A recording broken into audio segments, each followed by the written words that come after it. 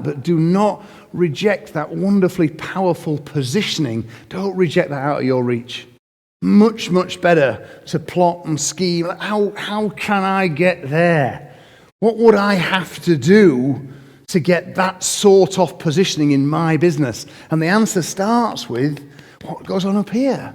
Because you just got to think about things actually quite differently to how the norm do.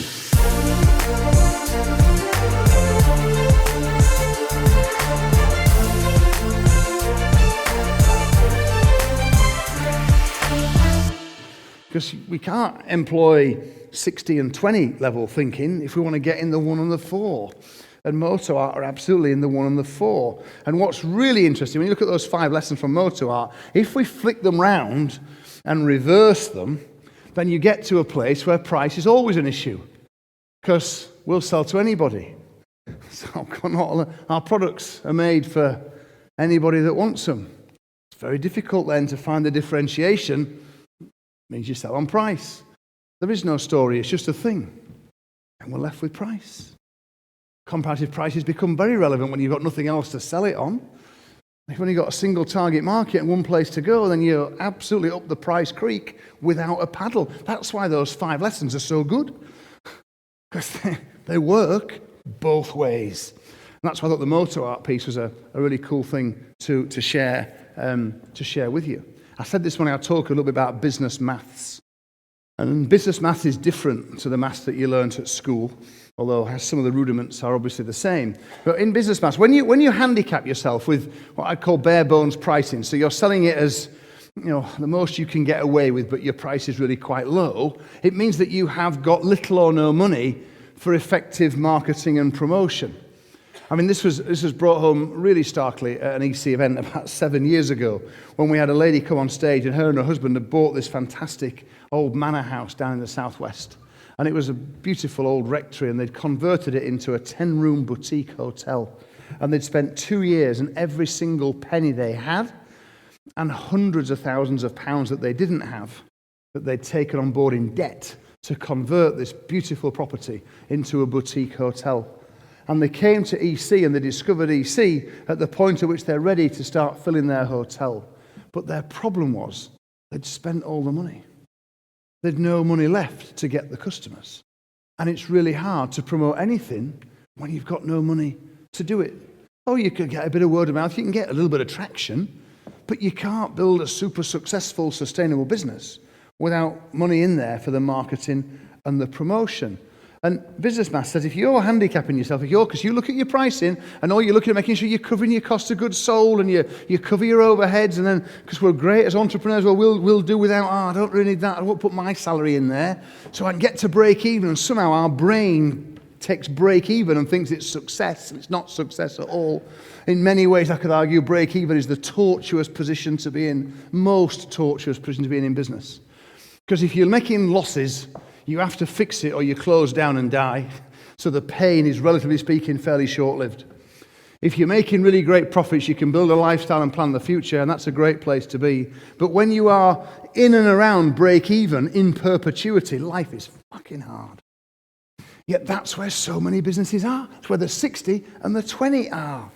And when you're in that position, you've got little or no money for marketing promotion. You've got no money to wow your customers after the sale. So the amount of word of mouth that you get, the amount of reputation that you build, you can't put in place a system to generate loads of reviews because you can't afford to do it. You haven't got the cash. You haven't got the time. You've got no money to hire better people. So you end up shipping in the same pool as everybody else. And you bring people in on the standard rates for your sector, whatever that might be. And I do know that, by the way, just because you pay more money doesn't mean you necessarily get better people. But there is a linkage, and the good people do want more money. But you can't do it when you're on bare bones pricing. You've got no money to differentiate. Because there's no cash there. You can't do anything with it. You can drive sales with bare bones pricing. You can cut the price and you'll get some little bit of traction. But you cannot sustain success. It's just not possible. So we need that power that comes from the profitability. And great marketing and amazing sales, even a phenomenal product, cannot overcome business maths. And business maths in a nutshell is really, really simple. What is business maths? Business maths says that there has to be enough money to do what needs to be done. Now, as the business owner, you get to choose what needs to be done. But if you've got aspirations for growth, you have to look at your pricing to understand what your business mass has to look like. Because you could get, I've got to be careful saying this, but I could get the level of sales for any business here that we want to get if we've got the money to throw at the marketing. Assuming that you haven't got a complete lemon of a product, you with me? But what happens is we unconsciously, subconsciously, just like strap ourselves up and chop a leg off, and then, because there's no money to do the things that need to be done, and there's no money because the pricing's all wrong. And so often it can be easy to fix, as you saw from a few of those examples this morning. Here's a very simple model. Apply it to your business. There's a sale price. I've made it £100. All right, we're going to pay for the goods that we're selling. We've got some fulfillment costs, got a bit of marketing cost in there. We've got some overhead. Add all that together, I'm left with a £5 profit. Now, it's not an amazing business. You have to work very hard to become a millionaire in that business. Let's look at what happens. What happens if I take that sale price and I move it from £100 and I move it to £105? You know what happens. Like all those bits in the middle stay the same. The top bit goes up by £5, 5%. The profit goes up by £5, 100%. A doubling of the profitability. You're thinking, oh, Nigel, yes, but it's all too simple. My business is not like that. Yes, your business is exactly like that. And your resistance to confront it and accept it is one of the things that's holding you back. Because a little small slither on the top can flow right the way through to the bottom. When you increase your price, nothing else increases in your business. The staff don't get a pay rise, your rent doesn't go up, your suppliers don't charge you more. The price rise goes straight through to the bottom line. Now, you might not double your profits, although interestingly, some of you will three or four times your profits, because the profits you're on right now are so meager. You're getting by on kind of starvation rations of profit. So a little modest pay rise can flow right through, but then the fear kicks in, doesn't it? Then you start to worry, oh my God, because I'm in this position where I'm only just around break even, and if I put my price, I might lose some customers, and that'll thrust me down into a position where I'm now losing money. Things could get even worse, Nigel. Yes, they could, but things could also get a whole lot better if you just discovered somewhere within yourself the bollocks to have a go and do it. Because some of you in this room could be making a lot more money by serving fewer, better customers. I told a story from this stage 7 years ago about a personal trainer who came to see me. It's a long story, but he was charging £25 an hour, and he had ambition. He wanted to open his own studio, his own gym. His girlfriend was earning more than he was. He wanted to take her on holiday to the Caribbean because she just won a trip because she won a sales contest where she worked, and he felt emasculated by it. And I sat down with him, and I gave him an hour of my time, and it was very, very clear to me what he needed to do, because he offered to train me. I said, that's good. I might come and see you. I said, can you do 6 o'clock on a Monday? And he said, no, I'm full. I said, well, can you do 6 o'clock on a Tuesday? He said, no, I'm full. I said, well, could you do 6:30 on a Tuesday? No, I'm full. And the guy is working his little arse off. He is absolutely putting in every hour he possibly can. He has no more capacity, so he's got nowhere to go in that regard. But he's got these goals, and they're non-congruent with his behaviour. There's only one answer. I said, Matt, you have to put your prices up. I said, the simple thing to do, Matt, is to double your prices. Start charging £50 an hour instead of 25. And he looked at me without any sense of irony whatsoever, and he said, I can't possibly do that. If I doubled my prices, I'd lose half my customers. And I said, that would be, genuinely, that would be the best thing that could happen to him, and it would be the best thing that could happen for some of you too. Because some of you are working all hours, putting everything in to serve customers who are not paying you what you are worth, and are definitely not paying you what you need to create the business and the lifestyle that you aspire to. And until you break that cycle in some way, things will never change. And genuinely, he could afford to lose half his customers.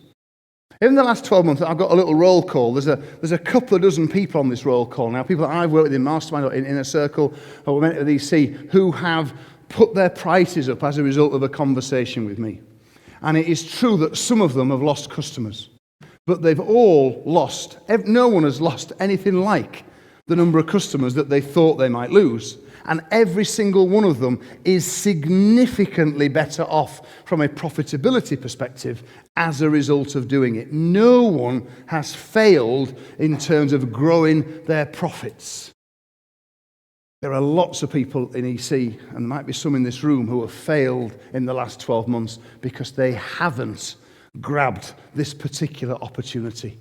They've been scared off, they've fought shy or whatever else has happened, but they haven't done it. Because you get to choose your prosperity by the choice you make about the prices you charge. And you can go to that ocean with a little tiddly teaspoon or with a great big bucket, and the ocean won't mind. But your family will mind. When you're old and you look back, you might mind as well. So how do you set your prices? How do we go about setting the prices? All sorts of different ways. We could adopt the WAG approach to price setting. It's actually one of my favorites. It's the wild asked guess. We just kind of pick a number. I mean, in our business, kind of how else do I do it? There's quite a bit of that goes on. You can set your price by industry norms. That's a problem, though, because it ignores the costs and the profits of the business that you're copying, because you don't know about what's happening, as I said this morning, actually underneath it. It means you've got no clue what your customers really value, because you're playing now in this is where the 60 and the 20 are. That's where they all spend their time, copying industry's norms. And of course, today's norm was yesterday's innovation as well. You can follow client-dictated pricing. There's a little bit of that around, because you get someone who's a particularly hard-nosed businessman. But that ignores the differences between the kind of any customer and the ideal customer. It ignores the benefits that you can get from proper salesmanship. And it forgets that there's a really big difference between what people say they'll do and what they actually do, because those two things are very, very different. You could use cost-plus pricing if you want. It's a bit more advanced, but the customers don't care about your costs. It's irrelevant from a pricing perspective. They've got no idea whatsoever. They also don't care about your profits either, by the way, as long as you don't completely rub it in their faces. What they care about is the value that they receive. So when you've got cost-plus pricing, it constricts how you think about price, because it means that your profitability and your price and the lifestyle and business that you build are all driven by cost, which does not have to be the case at all. It focuses on cost, not value. It ignores any volume benefits. It also ignores the opportunity cost, the time that you spend pursuing this, that you could have spent pursuing that. This is where you have to go with pricing. You have to go to the target return approach to setting your pricing. It's the only sensible way to set your pricing. And if you follow what I'm about to share with you now, if you follow it through properly, it will give you, for the first time ever, real clarity about where your prices should be. Target return approach to pricing means you work backwards. And you start with the income that you want to make. And then you do a little bit of a model, and there's two variances in there. There's the number of transactions and the prices. And you can start to weigh it out. You know, if my target return is £1,000, I could sell 100 at £10. I could sell 10 at £100. I could sell 50 at £20. I've got all sorts of variances. But I start to map them out on here, and then I start to then look, so what could I do what would have to happen? Gosh, I could just sell 10 at 100. How would I sell 10 at 100? Who would I sell them to? What would I have to do? And all those other elements then start to come into play.